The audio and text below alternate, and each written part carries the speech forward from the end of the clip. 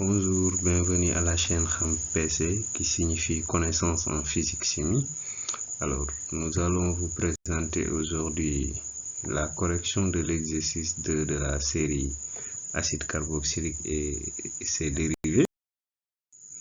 L'exercice 2 de notre série acide carboxylique et ses dérivés. D'abord, on vous présente l'énoncé. Alors ça, c'est le programme de la classe de terminale S ou terminale D. D'abord, on vous présente l'énoncé. On vous dit que ici, l'acide butyrique a pour formule CH3, CH2, CH2, COOH. Voici la formule de l'acide butyrique. Alors, petit 1, donner le nom de l'acide butyrique dans la nomenclature officielle. Petit 2, l'acide butyrique réagit avec le propane 1, 2, 3 triol pour donner de la butyrine. Petit a, écrire l'équation bilan de la réaction. Petit b, donner les caractéristiques de la réaction. Petit 3, la butyrine réagit avec l'hydroxyde de sodium à soude.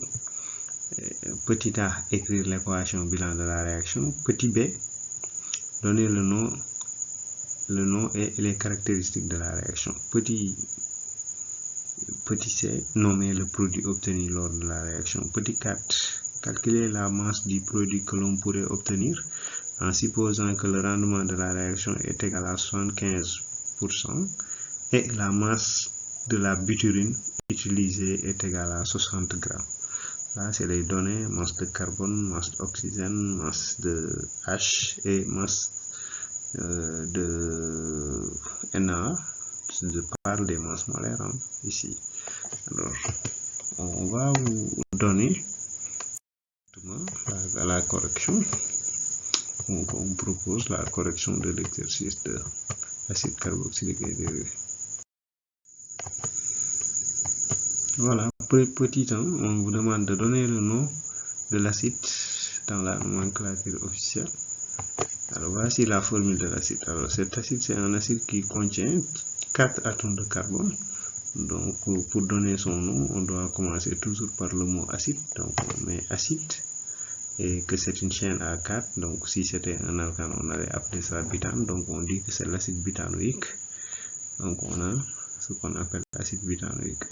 L'acide butyrique, on l'appelle aussi dans la nomenclature officielle l'acide butane.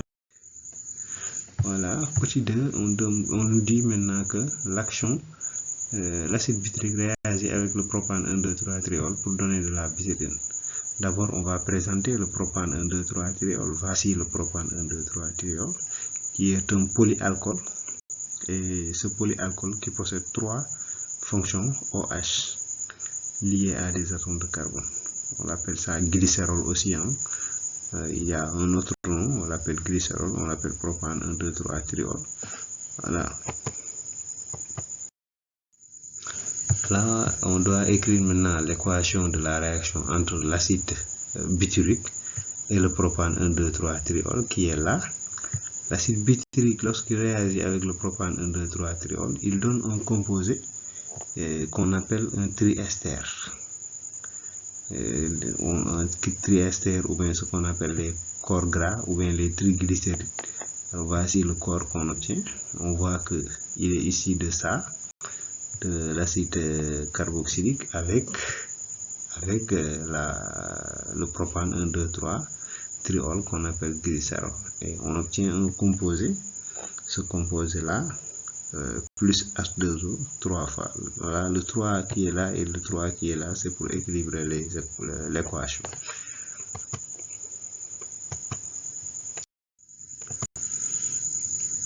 Voilà, maintenant, petit 2, on demande les caractéristiques de la réaction. Alors, les caractéristiques de cette réaction-là, c'est une réaction de estérification, donc c'est lente, limitée et athermique. Après cette réaction, maintenant, on a demandé l'équation bilan de la réaction entre la butyrine qu'on avait synthétisée sur la première équation, réagit avec l'hydroxyde de sodium à soude. L'hydroxyde de sodium, c'est NaOH qui réagit avec la butyrine. Qu'est-ce qui se passe? On obtient ce produit-là.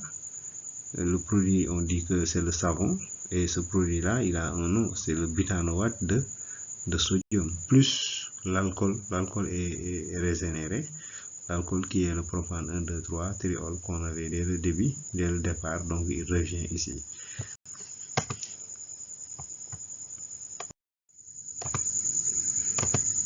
Voilà, donner le nom et les caractéristiques de la réaction entre l'ester et la base forte. Cette réaction, son nom, c'est une réaction de saponification. Donc le nom de la réaction, c'est une réaction de saponification. Les caractéristiques de la réaction. Alors, pour donner les caractéristiques de la réaction de saponification, c'est une réaction qui est lente, totale et exothermique. Alors, après ça, on est arrivé à 3C, nommer le produit obtenu lors de la réaction. Alors, le produit obtenu, ça est là, c'est le savon, et son nom, c'est butanoate de sodium. C'est comme si vous nommez un ester, hein? Donc, comme si vous nommez un ester et la partie R' n'est pas là, donc vous mettez le nom de l'ester qui est là. Donc ici, vous avez le nom butanoate de sodium.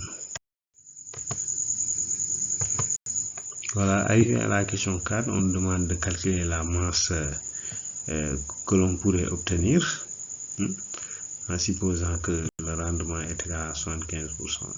Alors que la masse de biturène aussi est égale à 60%. Alors, pour calculer cette masse, on sait que rendement égale masse obtenue sur masse théorique multiplié par 100. Alors, comme rendement égale masse obtenue sur masse théorique multiplié par 100, on a besoin de masse obtenue. Masse obtenue donc égale à rendement fois masse théorique sur 100. Alors ceci, maintenant, nous allions chercher d'abord la masse théorique, parce que si on a la masse théorique, on peut calculer la masse obtenue. Alors, on utilise le bilan molaire. Nous avons le nombre de moles de biturène divisé par 1 est égal à nombre de moles de savon sur 3. Alors, après avoir écrit les équations, nous avons le bilan molaire qui continue. Là, c'est le nombre de moles c'est la masse de biturène sur la masse molaire de la biturène. Alors ici, vous avez la masse de savon sur la masse molaire de savon, avec le 3 qui est le coefficient stéquiométrique de l'équation. Alors, donc si on continue, on sort la masse de biturène. Masse de biturène égale à 3 fois masse de savon multiplié par 3 fois masse molaire de savon multiplié par la masse de biturène sur la masse molaire de biturène. Alors, on va essayer de calculer. D'abord, cherchons les masses molaires parce qu'on n'avait pas les masses molaires.